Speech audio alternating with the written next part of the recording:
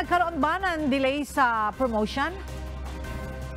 Tama ka dyan, Ella, medyo ito ang naging usapin noong mga nakaraan. Ito'y dahil bukod sa nabinbin noong pandemic, ay nagkaroon pa nga ng issue sa 990 kilos ng shabu na nakumpiska dyan sa Maynila noong October 2022, kung saan pinagsumiti pa ng resignation ang mga third level officer ng PNP. Kaya naman ngayon, Ella, ay inaayos na nga ng National Police Commission ang mga nabinbin na promosyon. 5 opisyal ang na-promote sa 1-star general o brigadier general, habang 15 lieutenant colonel naman ang na-promote bilang full-fledged colonel.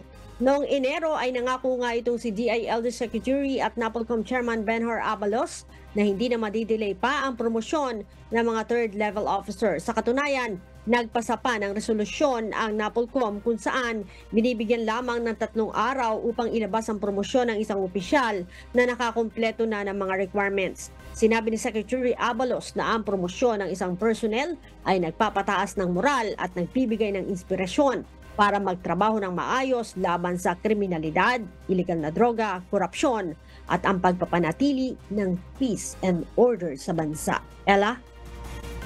Alright, maraming salamat, Leia Ilagan.